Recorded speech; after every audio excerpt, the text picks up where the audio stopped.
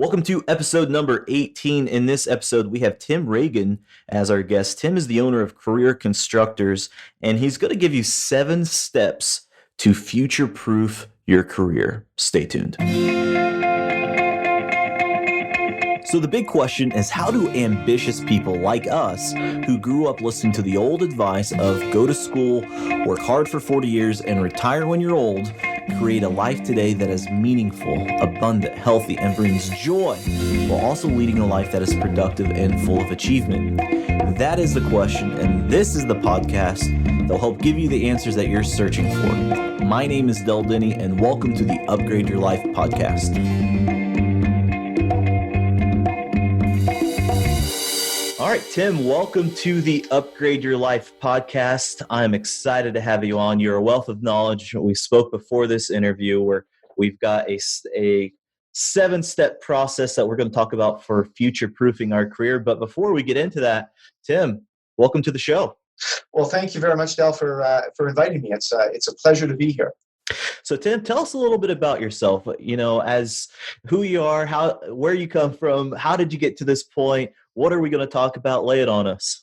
All right. Well, thanks. So I come to this spot in probably a bit of a non-traditional way. I spent 20 odd years in the high-tech industry, loved it, and jumped around a lot. I tend to get bored easily, and I'm always intrigued by what's on the other side of the fence, as it were. And so in 20 years, I moved around a lot inside organizations and also across multiple global companies, and had the pleasure of doing a couple of international stints and lots of really different things. So I accumulated a wealth of experience, was fascinated by it all, and what always intrigued me was how the pieces all work together. So I tend to be much more of a systems guy. I'm an engineer by training, fell in love with business, went back to school to do an MBA at some point in my career. So that was kind of my first 20 years in the career space. And after that, I sort of thought, okay, I want to go and put this, I want to put all this knowledge and skills and go and do some things that I really want to do. So I left the employment world, the traditional employment world, and then spent the next 15 plus years as what I call a free agent. So, people, we know ourselves as independents, solopreneurs, consultants, contractors, freelancers. We go by a whole bunch of different names. So I spent 15 plus years doing that. And again, accumulated another sort of wealth of experiences, and I worked with probably about 100 different companies, doing all sorts of business modeling and strategic alignment, things which I had done a lot of in the corporate world, and actually taught at the university for a number of years in business process redesign and marketing and business strategy and a bunch of other things. Co-authored a couple of books, bought a company. So what was a fascinating path was and for me, who, as I said earlier, I kind of get bored easily, and I like to always be trying new things. There was a wealth of new experiences. But one of the things that I realized, Del, is as I was going through all of this, is I realized, geez, knowing what I know now about the world, we're all going to be on that kind of a path. We're all going to be challenged with essentially being forced to become free agents at some point in our career, whether we want to or not. And you don't have to look very far to see the disruption in our traditional employment world. Just think of new technologies, think of disruptive business models, think of what Amazon's doing to the retail high street, think of what Facebook has done to the media industry, journalism, what Airbnb is doing to the hotel industry. So all of these new, fascinating, disruptive business models that are all driven by this, global internet. You and I can communicate with anybody in the world for effectively free, or for the cost of our internet service on a monthly basis, with all kinds of free or very, very low-cost tools. So the whole nature of how one goes about building a business is changing. And also the actual structural employment is changing dramatically. And so, I was what I took away from the 20 years in the technology industry and I was kind of at the leading edge of a lot of fast-moving technologies, is wow, things are moving very, very quickly. A lot of these technologies are massively disruptive. We are learning how to automate roles faster and faster. We're unleashing artificial intelligence. We can outsource anywhere in the world. So all of that means that there's massive structural implications on our traditional employment. And that means that people need to develop much better, what I've called career management skills, and what we're talking about today, the whole future proofing thing. So how does, if I'm suddenly lose my job and it's difficult to find another job, and I need to now put my shingle out and say, hey, I'm going to be self-employed and I'm going to convince people to pay me money to do something. We don't really have very good roadmaps for how to do that. And that's what I've been working on over the last couple of years as I've sort of put these ideas together and said, how do I take all of the lessons that I've, sort of learned through the School of Hard Knocks? How do I put those into some sort of a structured way to help people navigate this kind of new, new pathway, if you will, the whole free agent notion or being an independent? You shouldn't have to struggle for 15 years to learn everything that I've had to learn. Can we squeeze that down into 4 or 5 years? Can we make it a little bit easier for people? So that's really what I've been sort of focused on for the last bit. I love it. It reminds me of a quote that says, a smart person learns from their own mistakes. A wise person learns from the mistakes of others. And you have a wealth of knowledge, years of experience here. And I'm excited because of that path that you talked about, that you can help lead us down. And you made a good point of, sometimes technology disrupts a career space. Sometimes the market, a recession might come, could cause job loss. And so this is why this is such an important topic of how do we future-proof ourselves for a life that, how to not just survive, but thrive in an age of disruption. So what are you have 7 steps that you can help lead us down, help future-proof us. So can you give us those steps? Absolutely, be my pleasure. So the first step, and for anybody who's already self-employed, this step comes naturally. But the first step is actually to take ownership of your career. And, that almost sounds ridiculous. Like, of course you have to own your career. Who else is going to own your career? But when you look at how people operate in in traditional employment, and even sometimes as independents, we tend to sort of think all these different rules apply. I can only charge so much for this service because that's what the going rate is. I've got to be competitive with everybody else. And if I'm in a traditional employment role, there is a huge number of people who believe, and they are unfortunately told by organizations that the organization cares and loves them and wants to nurture them and will develop them. Unfortunately, that doesn't tend to be the truth in most cases. And at the end of the day, I have a saying that organizations often will say things like, people are our greatest asset. And what I like to remind people of is to say, well, that is true as far as it goes, but it's only sort of a half truth. And if people heard that statement in its totality, it would sound more like this: people are our greatest asset, until they become a liability, at which point we can't get them off the payroll fast enough. And that's a whole different concept. So the first step in all of this is you need to take ownership. And that means that you need to say, okay, there is no one out there that cares more about my career than I do. And that means that I need to understand what are my opportunities? What is it that's important to me? What does success look like? What am I willing to put up with? What am I not willing to put up with? How do I know when I'm not being satisfied? What actions am I going to take? So just that whole notion of taking ownership, and we call that in this in my world, I've coined this phrase of the platform of me. So what you see out there in the world is everybody's a platform. Facebook is a platform, Google's a platform, Amazon is a platform. So taking that sort of language, what does the platform of me look like? What does the platform of Dell look like?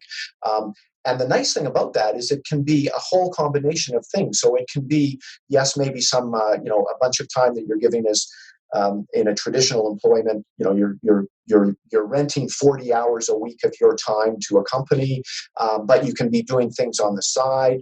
You can be testing and experimenting with new approaches. You might be doing some gigs on the side. So just to even think about yourself as your own platform, and then say, okay, I've got effectively 100 productive hours a week. What am I investing in, and for what reason? What does my definition of success look like, and how do I, manage and grow my platform accordingly? Mm, I love that. So once we take that ownership, where do we go from there? Well, so the second big chunk, once you've sort of taken that ownership piece, to my mind, the second big chunk is now, how do I mentioned this 100 hours of productive time a week. When you think about, every human being has 168 hours a week. That's a given. Nobody gets more than that. And you can't apparently buy time. So 168 hours. And if you strip away the amount of time that you need to be sleeping and showering and eating and, just taking care of the basics, you're down to, more or less about 100 hours. So here's the question: how do I get the most value out of that 100 hours? How do I become my best productive person? And again, this is not to say that, you shouldn't be watching Netflix, or you shouldn't be doing this, or get off Facebook, or whatever. You have to decide for yourself, given what your definition of success is, how you want to invest those 100 hours. And so what I really believe in, and what I do with a lot of my business clients, and what I do with myself, is what I call a weekly heartbeat. So step 2 is really about developing and monitoring your weekly heartbeat. And really what that says is, what can I do in a week, in any given week? And just like we have heartbeats, I believe that sort of your work, your platform has a heartbeat. And a week is a really good time, because, as you know, Del, in a week, things can go, everything can go to hell in a handbasket because some emergency happens, or whatever. So I can lose a week fairly easily. But then I can come back at it the next week and say, whoa, hold it. Last week was a bit of a disaster because X, Y, and Z happened. But okay, now I'm going to, hunker down, and I'm going to get back on track for this week. So the reason why I like a week is because a day is almost too granular. A day is just a set of activities, and you're following your to-do list, and the phone rings, and you're interrupt dropping. A month is much too long. If I lose a month, that's a big chunk of my year. If I lose a week, I can recover the week reasonably gracefully by hunkering down the next week. So I love the idea of a weekly heartbeat. And in the weekly heartbeat, it says, and what we in a community that I've developed called the Free Agent Collective, what we do is we create something that we call the one big thing. What's the one big thing for this week that is going to frame what I'm trying to accomplish? And it doesn't have to be a professional goal. It might be a personal goal. If you're, really busy at work, and you're finding it's very difficult to get back home for dinner, your one big thing might be, I'm going to make it for 6:00 dinner three nights this week, or I'm going to make sure that I am there present for the kids' basketball game on Saturday. So the one big thing doesn't have to be a professional goal, but it could well be. It could be, I'm going to get that contract written, or I'm going to get that proposal developed, or I'm going to get my value proposition tightened up. And so in this the Free Agent Collective, what we do is we share our one big thing with each other, and that helps to drive our accountability to it. And what's nice about a one big thing is rather than have the 27 different items on your to-do list and multiple to-do lists, and at the end of the week you kind of say, okay, I've been super busy all week, but what have I got done? The one big thing tends to theme your week. So what have my one big thing was to get my website updates done, and there's a whole bunch of action items of to-do steps that are in that theme, but generally on that theme, how well did I advance it? And so that tends to keep you out of the weeds, and it tends to keep you more oriented around accomplishing something that has a outcome that is important to you. Gotcha. So once we develop that heartbeat and we get our one thing established, what's the next step? Well, so now the next step, and this is possibly the hardest, is what is it that you're all about? What is your compelling value proposition? So this is, and this is very critical for if you are self-employed, because basically you're out selling something. What is it that you're selling, and are you selling your highest value proposition, or are you basically presenting yourself as kind of a tool bag and saying, hey, I can do all kinds of things, just ask me. I can do this, I can do that, I can do the other thing. Because generally, if you're undifferentiated like that, it's very difficult to rise above the noise level. It's very difficult to be known and to become known for some specific thing. Now, this is also true even as an employee, because as an employee, what you want to be is you want to be known for what are the sets of problems that I solve that I am, if not uniquely qualified to solve, I am extremely capable of solving. And more importantly, it's not just that I solve them well, but it's that this is purposeful to me. I actually get excitement from doing this. When I wake up, and we always talk about the concept that if you love what you're doing, work, it never feels like work, because you wake up in the morning and you can't wait to get to the office or wherever it is that you ply your trade, because you get to work on things that you find fun, fascinating, that you're passionate about, that you find purposeful, that fulfill you. So the concept of what is your compelling value proposition, what is your highest value story, how do you create the most value, and for who, and for what, in what situations, that now starts to frame up the kind of work you want to be doing, that you want to be known for, and where you really start to come alive. So it's the alignment of it's the alignment of how you're actually wired to work, the experiences and education that you've had in the past, what your values and belief systems are. When you start to align all of those things, you're now talking about a very, very powerful intersection where you say, look, these are the kinds of roles that absolutely fascinate me, that I always am going to be the biggest critic of my own work, because no matter how good I am, I want to improve. I see myself as being a student of this problem or this set of problems, and this is the reading that I do when I'm not busy doing those projects. These are the kinds of people I love to talk to. This is the area. This is my wheelhouse. And in this wheelhouse, I want to be the best I can possibly be. When you're able to articulate that, people pay attention, because, wow, you're passionate. You really know a lot about this. And hey, if we got that kind of a problem, wouldn't you love to have somebody that solves that sort of problem when you're facing that kind of problem? So that's the notion, is really getting clear about the set of problems that you love to solve, that you want to really strive to improve on all the time, and that are identifying who solving those problems, who you can solve those problems for, that will pay you a fair compensate you fairly for solving these important problems.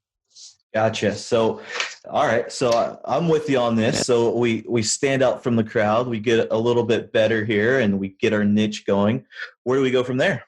Well, and here's the challenge: is at this point we haven't stood out from the crowd. We've only started to get clear ourselves on what makes us, what we really are going to niche down on, and why we're going to niche down on it, and what makes us so great.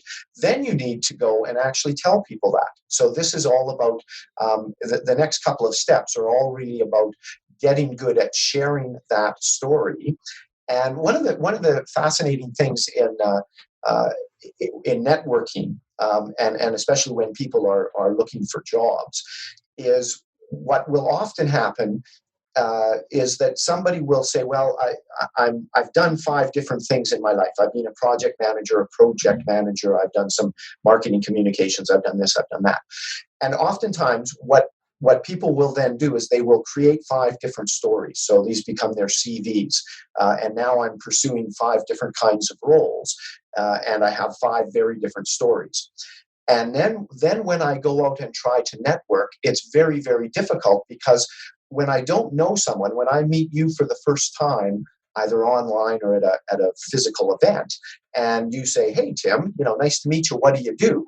Well, I start kind of stumbling around because, geez, should I tell Del the project management story or the product management story or maybe the marketing communication story? Because I don't really know what you do, and I don't know what excites you, and I don't know what story to tell you. And that's the real challenge for people, and that shuts us down in our networking, and it tends to make us very confused.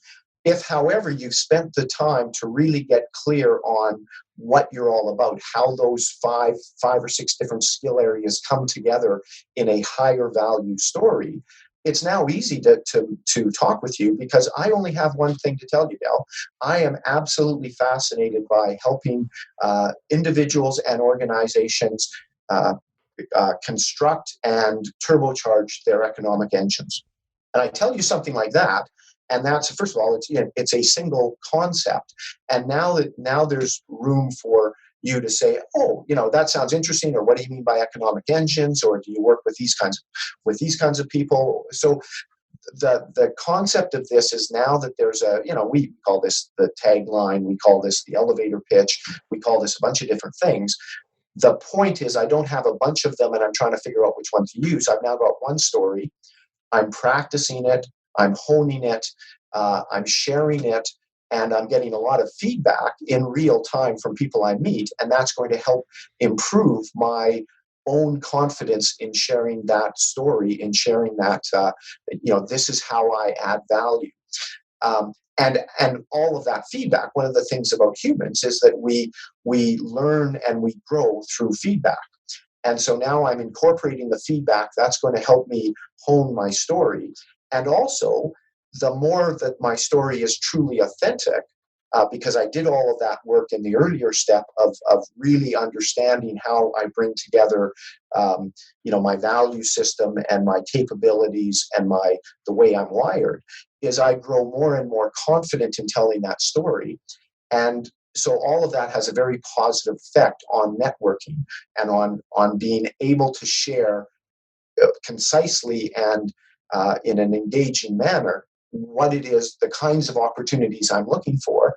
And the better that I can share that with, the easier it is going to be for you to say, oh, well, that's not me, but actually you sound a lot like my brother-in-law, because he's constantly talking about how the economics of his business are crap, and he really, so maybe would you like to connect up with him?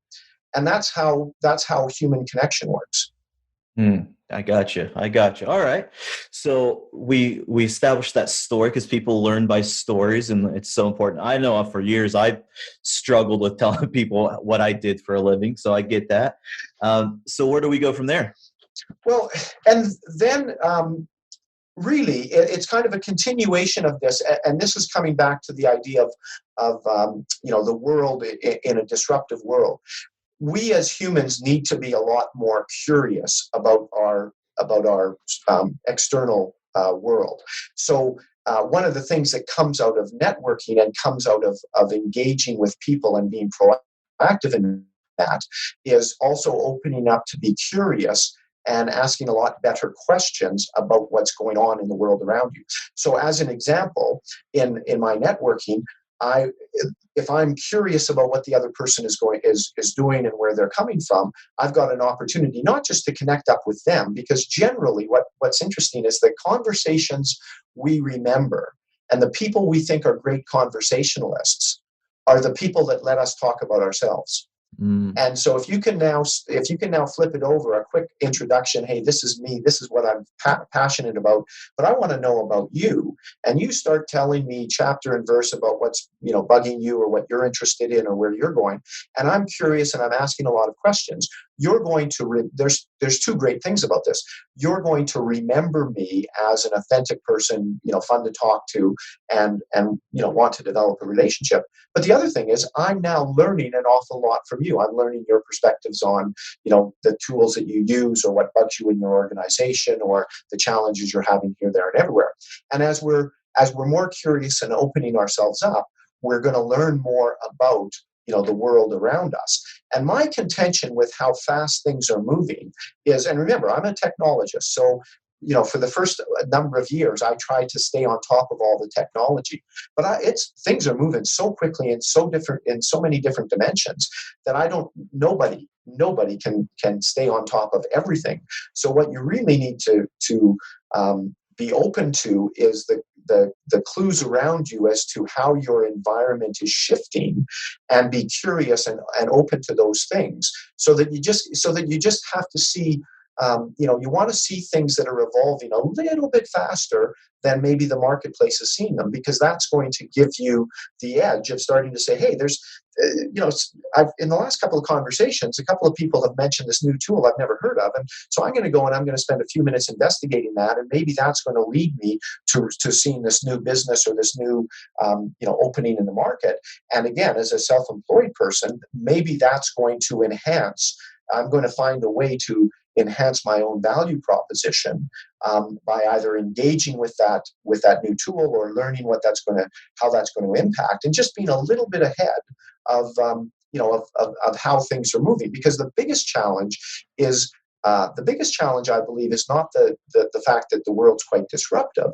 It's when you're caught off guard by that disruption, and the first thing you do is go into a state of denial, and you lose very valuable time. So if you're open to these things, if you're being curious, if you're trying to take in as much information around the world, around your, the space that you operate, you're going to be more open and a little and more agile as the world shifts around you. Tim, I love this framework that you have set up for us here, because that curiosity is something that I know has helped me out in my career, but I didn't realize that was an important part of my career. So I love where we're going with this. Where do we go from there? So after this curiosity, and what's the next step? So now we're getting to the point where in all of your networking, your conversations, the curiosity, all of these things are percolating up and creating opportunities for you to either learn, or to collaborate, or to potentially pitch your own product and services, in terms of prospecting, in terms of statements of work, those kinds of things. So the next step is really to build and manage what I call an opportunity pipeline. And all this really says is that you're just going to formalize some of those conversations. Or when I come away from this conversation and say, geez, Dell mentioned such and such, it might, what maybe I need to do now is capture that idea in my opportunity pipeline and commit a little bit of time. I'm going to, Dell mentioned this new tool, or this new thing that he had seen, which seemed like it might intersect and might be interesting for me to know. I want to at least know something about it. So that's now on my opportunity pipeline, perhaps as a piece of research, or a new prospect that I might want to reach out to, or what have you. So it's really just about having a formalized way of taking all these things that are churning around, and that you're poking and prodding, and you're trying, in all of this process, you're trying to develop opportunities for your own growth and for your own professional success. And so the formalized opportunity pipeline is just to make sure that you're not, that you're putting these things in, that you're doing a certain amount of structured work or structured thinking about them, but also that you're churning through them fairly quickly, and that you're not letting them sit there and kind of clog up the works. So let me give you an example. In the world of business, often what happens with sales teams is sales teams will have these, and they have sales pipelines or opportunity pipelines, exactly what we're talking about here. But often what will happen is, I heard when that this client or a prospect has $1 million opportunity. So I put it on my pipeline. Everybody's jazzed about it. I'm showing it as $1 million opportunity at some kind of rating factor. But the thing is, I'm often, as a salesperson, the less mature salespeople will not go and poke and prod at that because they're worried that the $1 million opportunity will go away.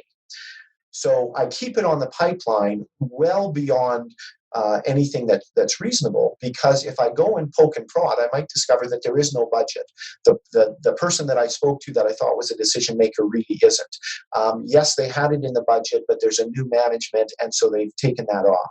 They've pushed that out. They've already given it to someone else. Whatever the case is, and what always surprised me in business is how few salespeople, percentage-wise, are actually willing to go and push and prod, because they are the really good salespeople are quick to qualify both in and out. Because if that $1 million opportunity isn't real, I want to get it off of the pipeline. I want to get it out of my brain. I want to reserve that space for something that is real. Okay, and so it's the same thing in when I'm talking about the opportunity pipeline here. Don't if there's a bunch of people that you've pinged and said, hey, let's set up a lunch or a Zoom call or what have you, and they're not responding, you don't want to just leave them there, because now they're clogging up your brain in many respects. They're clogging up your opportunity pipeline. So we want to be reasonably quick to churn them in and out. So you've got to have some rules about how many times do I ping somebody before I give up on the opportunity, or before I move it out of my pipeline and put it forward 3 months or 6 months in my book. So it's the same process that salespeople have been using forever, but it's all about the discipline of making sure that you're churning through, that you're touching these things, that you're researching them, and that you're quick to qualify them in or out, or to help them develop to the next stage. And again, as a self-employed person, or as somebody that's just managing your career, those opportunities could be new network connections. They could be opportunities to collaborate. They might be opportunities to do something where you're learning a new skill. So maybe you're sort of saying, hey, I'm working for a company, but I want to develop my public speaking skills. So I'm going to start actively looking for opportunities to be a public speaker, to go to that conference. So that's the whole notion of the opportunity pipeline, is to have a structured way of taking all these myriad of things that are coming out of your conversations and figuring out what is the next step, and how do they advance your idea of success, and what do you want to evolve them into, and when do you remove them so they don't become distractions. Gotcha. So that's the sixth step, is we're building and we're managing our opportunity pipeline. And so once we do that in the 7-step framework, what's the 7th step? Well, and the 7th step is really the culmination, and it's fundamentally that it's to have a trusted support community that you can engage with, and that can help you to be accountable to doing the work you need to be doing, but also supportive and helping you sharpen your skills. So and many small businesses will have boards of advisors, we'll have boards of advisors. But what's interesting is most self-employed people don't think that way. We might have a couple of buddies that we get together and we shoot the as it were, we talk about the business, we talk about the opportunities, but it's pretty unstructured, and it's not necessarily, if I'm talking to my 2 or 3 buddies about some challenges I'm having at work, or what I should do with this proposal, they may provide me some really good feedback, but it's quite possible that they've actually not done those kinds of things before. Maybe they're not self-employed, they haven't run a small business. So it's nice that I get their advice, but is their advice actually coming from a position of, or from a background of relevance to the issues I'm having? And even if you think about employees, because this is all about future-proofing your career, even as a traditional employee working for someone else, here's the question, Del, and who can I talk to process that weird conversation I just had with my boss or with a coworker? Because if I'm having that conversation and I'm sharing that around the water cooler at the office, well, there's a pretty good chance that's now just going to turn into part of the gossip, and who knows where it's going to go from there. If I want to process that weird conversation that I just had with my boss or a coworker and I go to HR, am I really 100% convinced that that information is not getting back to management? And this is where what I would take away from my career is what I didn't have that I think I could have really benefited from was an independent sounding board that says, hey, I've got these things I want to process. So the question becomes, who do we process all of this with? And some of us have informal sounding boards and we do it sporadically, and maybe we have that conversation here or there. But as more and more of us become self-employed, as more and more of us work from home, and that's a huge trend, we're more and more isolated. And even if I go to the local coffee shop and I hang around the coffee shop, it's not the same level of support and accountability that I can count on from from some community that's been structured specifically for that. And what's really important in getting a support community, whether they are friends and family or whether they are an independent board, is two things. One is I want my advisors to allow me to dream in Technicolor, but at the same time, I want them to really kick me in the butt to force my feet into the fire to be accountable for my dreams. So what I mean by that is it's not good enough, and it's not very helpful if you just have somebody who every time you say, hey, I'm going to create $1 billion business, and everyone goes, hey, yeah, go for it. That's great. Live your dream. That's terrific. But the follow-up conversation should then be, okay, tell me how you're going to do that. What's the step you're going to take this week to start to bring that to reality? What does the plan look like? Do you have a 90-day plan? Do you have an annual plan? Do you have a business model? What's the actual work of turning your dream into reality and operationalizing it? And so that's what you need from a really effective board of advisors, is you need people that are willing to support you in your dream, but also that say, great, but now you need to do the hard work and you need to be accountable for it. How can we help you do that? So to me, that's a really critical piece, because if we don't have that, then we often are just kind of flailing around on our own, or we're taking advice from ad hoc people that we can chat with. And the advice may or may not be useful and relevant, and it doesn't necessarily come from a position of somebody who solved the problem before. We really, and what's interesting in running your own business and being independent is none of these are new problems. Somebody somewhere has solved these problems before. So how do you tap into that to really, accelerate your own success? That's something that I've always struggled with, was trying to find a community of people, like-minded people that thought the same way as me, because I'm self-employed, I'm an entrepreneur, and there's a good amount of people out there that are the same way, but it's hard to find that tribe, so to speak. And that's something that I've always been impressed with you, Tim, is, you've been able to really put a community of people together for that, called the Free Agent Collective. Can you tell us a little bit about what you do and how you help, people like me? Yeah, absolutely. And I'm really excited by this. I just launched it about 4 or 5 months ago, and really it is intended to be that. So it's a group of self-employed professionals, and we come together, and all of the things that we've talked about here we do. So the weekly heartbeat is our own ritual, where we do the one big thing on every Sunday, and the idea is just in a very quick routine, we are able to sort of say, here's what I'm committed to, here's what I'm focused on for the week. We can get some feedback. We can do some process issues, some issue processing. So, one of our members might say, hey, I've got this challenge. And so, in 15 or 20 minutes, you can process through some issues. The challenge with a lot of the board of advisors that I've been a member of and a participant of, is that they meet more infrequently. So instead of the weekly heartbeat that I'm talking about, we might meet on a monthly basis, and you tend to spend more, 3 or 4 hours one night a week, typically, face to face. And so it's good, but life happens more quickly, at least in my world, than once a month.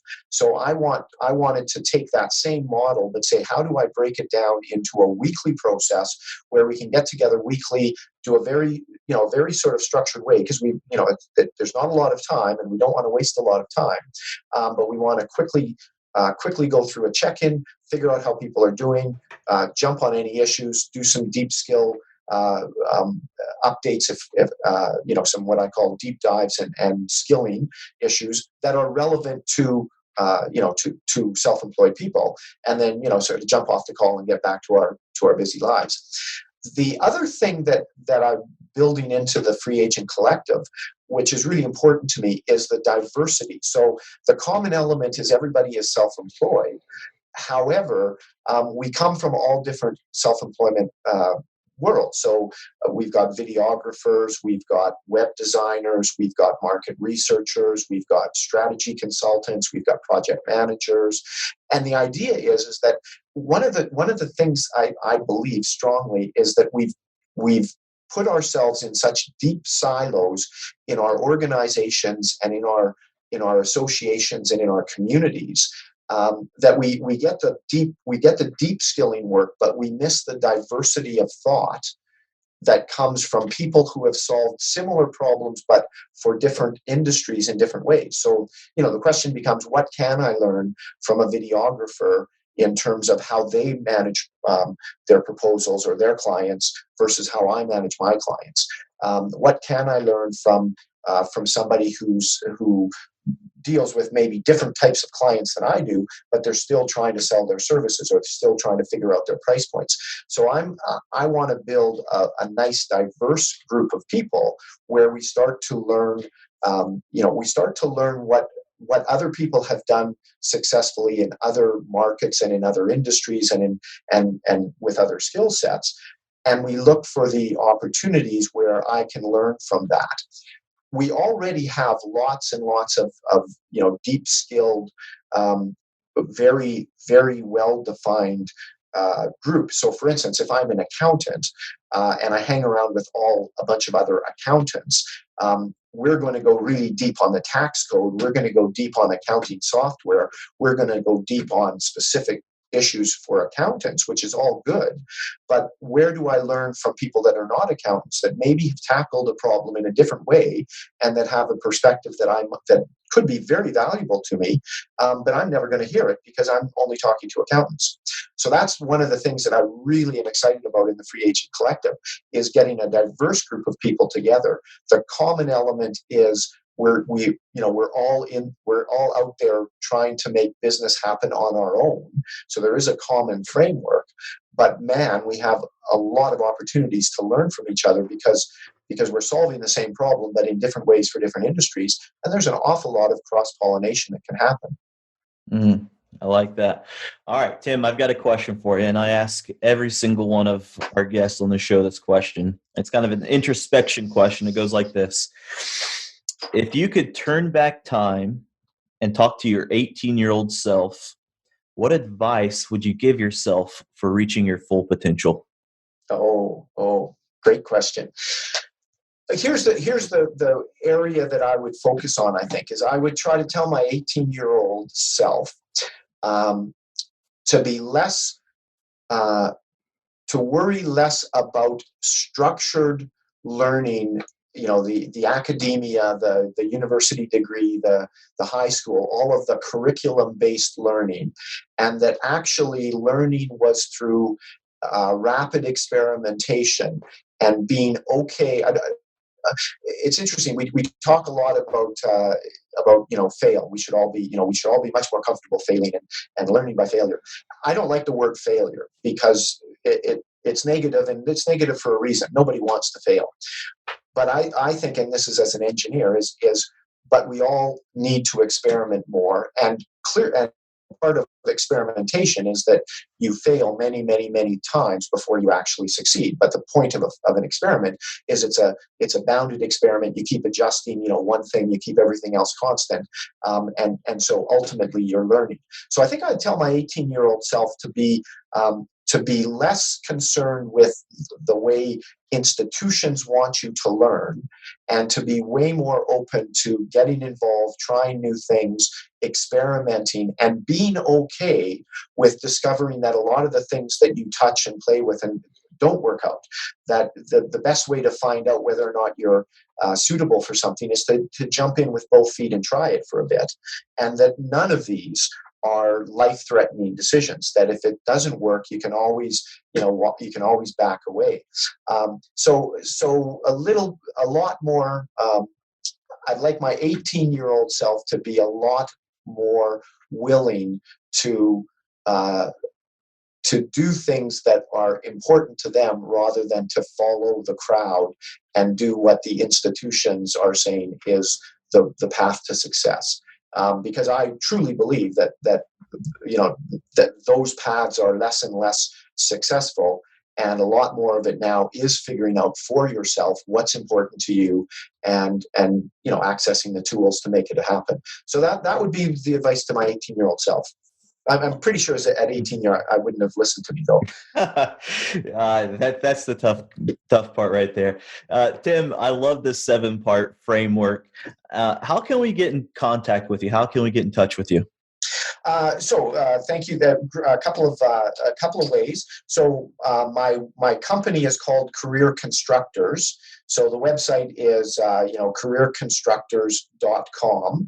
And in fact, the guide that we've been talking about, the 7-step, the Future Proof Your Career Guide, is available at careerconstructors.com/FP Guide.